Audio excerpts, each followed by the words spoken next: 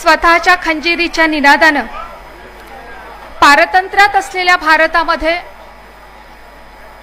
ज्या महात्म्यानं स्वातंत्र्याचं स्फुल्लिंग चेतवलं,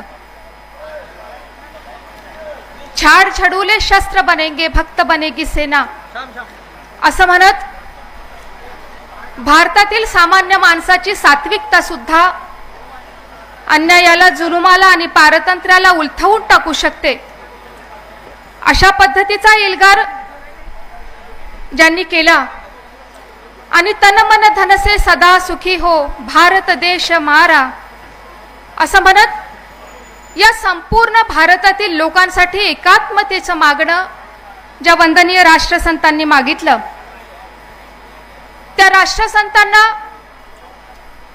लाखो लोकांच्या जीवनामध्ये जी ऊर्जा भरली, तसं हे संपूर्ण भारतातील अत्यंत मोठं असं ऊर्जास्थान आहे.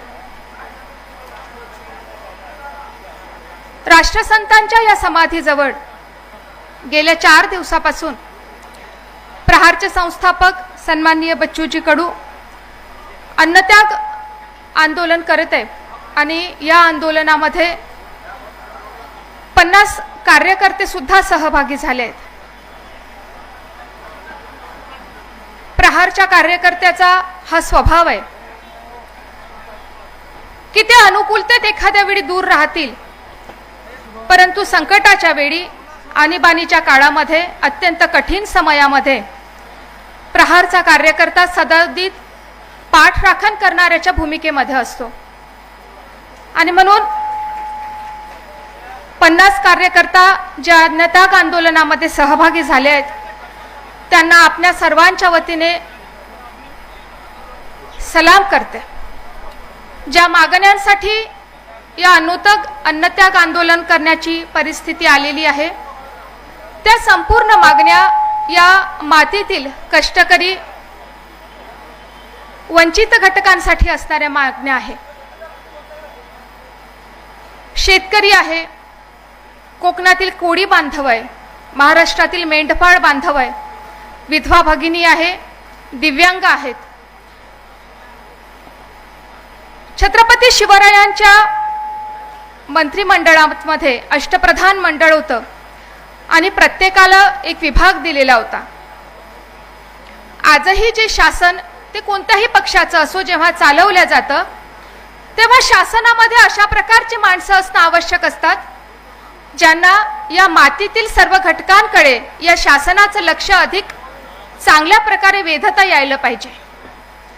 राजकीय प्रतिनिधी, लोकप्रतिनिधी कोणत्या पक्षाचे असतात याला खरं म्हणजे एक कालमर्यादा असते, पण या पलीकडे जाऊन लोकप्रतिनिधी हे लोकांचे प्रतिनिधी असतात, हे अतिशय महत्त्वाचं आहे. म्हणून आज जे सत्तेमध्ये आहे त्या महाराष्ट्राच्या सन्माननीय मुख्यमंत्री महोदयांना, जे त्यांच्या अभ्यासासाठी, जे त्यांच्या प्रगल्भतेसाठी त्यांचा लौकिक आहे, महाराष्ट्राचे 2 अत्यंत सन्माननीय उपमुख्यमंत्री माननीय एकनाथजी शिंदे, ज्यांचे घडणच कार्यकर्ता म्हणून झाले आहेत, आणि दुसरे उपमुख्यमंत्री माननीय अजितदादा पवार, ज्यांच्या कामाची तडफ खूप आहे हे आम्ही ऐकून आहोत. म्हणून या शासनाला इथे अन्नत्यागासाठी बसलेल्या या सर्व कार्यकर्त्यांच्या वतीने एक विनंती आहे की कुठेतरी या सर्व मागण्यांची जी यथार्थता आहे ती आपण जाणून घेतली पाहिजे आणि यावर अत्यंत तात्काळ आणि संवेदनशील असा निर्णय शासनाकडून होणे आपल्या सर्वांची अपेक्षा आहे. लढवई या कार्यकर्त्याला जपलं पाहिजे, असं खरं म्हणजे माणुसकी आहे, त्याला मरणाच्या तोंडात देऊ नये.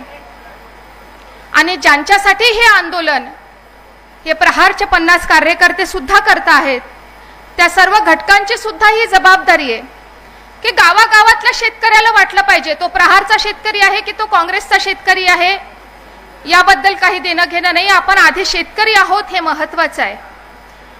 यासाठी राष्ट्रसंतांनी ज्याप्रमाणे आवाहन केलं त्याप्रमाणे ग्रामीण भागातील जनता ज्या सकारात्मक पद्धतीने या संपूर्ण स्वातंत्र्य लढ्यात सहभागी झाली होती, त्याप्रमाणे या अन्नत्याग आंदोलनाच्या समर्थनार्थ गावागावातील केवळ कार्यकर्ता प्रहारचा नाही तर सामान्य माणूस, सामान्य शेतकरी सुद्धा या संपूर्ण लढ्यामध्ये सहभागी होईल आणि निश्चितपणे सामान्य माणसाच्या त्याच्या या न्याय मागणीचं यश आपण खेचून आणाल असा विश्वास राष्ट्रसंतांच्या चरणी इथे व्यक्त करताना थांबते. जय हिंद.